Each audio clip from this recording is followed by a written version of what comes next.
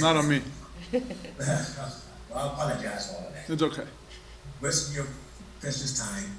I'd just like you to comment on your play last night, how you would assess what happened to you, and Tessie was smiling, but how would you assess that game for you last night? Tough game. Never got in a rhythm offensively. Obviously, never really had a chance to be in a lot of actions and help my teammates and the team.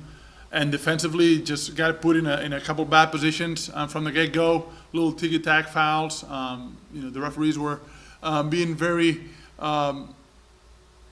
hard-cutted on the first half of the game, I think. And I got the worst end of the stick, or the short end of the stick, a couple times. That always, when you're in foul trouble, you always then more cautious. But got in foul trouble again, and every chance I got to get in the game. But it can only get better from now. So that's definitely a positive. Dave?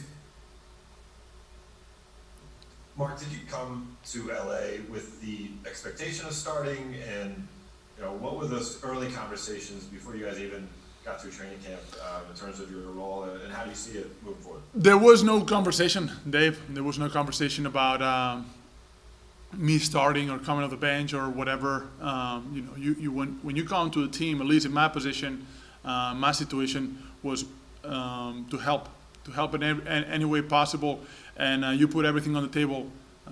It's for them to tell me what my job is, and I'll work every day to improve that and be as productive as possible on both ends of the floor. Give guys confidence on the defensive end and knowing where I'm going to be at, helping everyone. And offensively, just making things happen, either me creating for myself or for someone else, setting good screens and creating space for the amount of talent that we have on the floor. So whatever coach decides, I'm fine, and I'll give my best. Definitely better than yesterday. Bill? Hey, Mark. You've obviously been part of a ring ceremony before. I'm curious what the experience was like for you to be a new guy who didn't get a ring. AD talked about how much getting it made him want another one. Was there anything about last night that fueled your fire? I mean, obviously you came into the season very motivated, but did that add to it in any way you weren't expecting?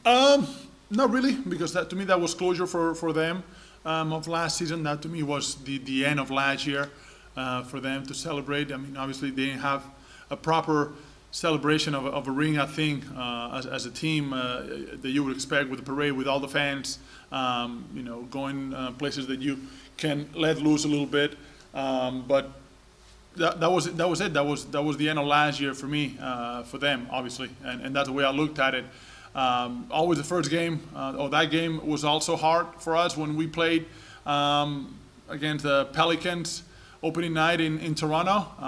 It's hard just because it's such a long day and emotional process. You wait, you stand around, kind of all smiles and memories, and all of a sudden, like, to reactivate your body and ready to play a game against a team that it's, putting you on obviously, you're a target for a lot of teams, but a team that's sizing you up and it's from the same city. So, they were definitely ready, and you have all those emotions going through your mind. So it's not the easiest game to play. Also, I think, I'm not going to say, I don't want to get fined. Never mind. Move on. Next.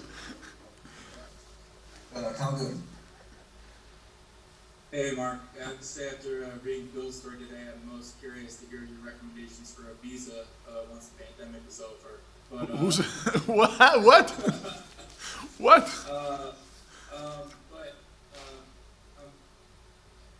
Frank told us last night, he took some of that on his shoulders for your game yesterday. Said I didn't really put Mark in the position that he was in the preseason, being able to make plays. What does that do for you as a player, kind of getting to know a new head coach when he sort of owns that? As a player, you have to read the game, and every game is different. So, I think obviously I'm foremost feel bad because we lost the game more than I play like not to my to the level that I should play. and I didn't get involved offensively, and defensively I was always in foul trouble, so that was tough. But I think, I don't. I have to read the game, and there's games that we have great players, and teams are going to do different things. So I have to be involved in different ways. If I have to become more of a crasher and rebounder, that's so be it. I'll do my best possible job at rim running and creating and space and gaps for the guards to drive. When you have Dennis and LeBron, obviously those big gaps can be very effective for them, and then spacing out to the corner, playing the dunker. I think you have to impact the game in different ways. There's always there's only one basketball and 5 players out there, so trust me, it's okay. Like I'll find ways to impact the game, and I'll just get adjusted to that too, and keep playing the right way. We're gonna take 2 more. Alice Lewin. Hey, Mark, just noticing on the defensive side, when, you mentioned you get into foul trouble, you're not out on the court. Were there a lot of moments during the game that you can notice, I know if I'm in the game in this predicament, this situation, it can impact the entire game from a size perspective or whatever the case is. Were you noticing that because you were playing those little minutes? Just wanted to get your thoughts when you were on the bench. I don't, my mind doesn't process that way. I always, whoever's on the floor, if I'm on the floor, I'm being very vocal to the guys, allowing them and letting them know what's behind them and where I'm at, helping them. And when, I'm not on the floor, I'm sometimes saying the same things or giving, the guys that are on the floor little cues,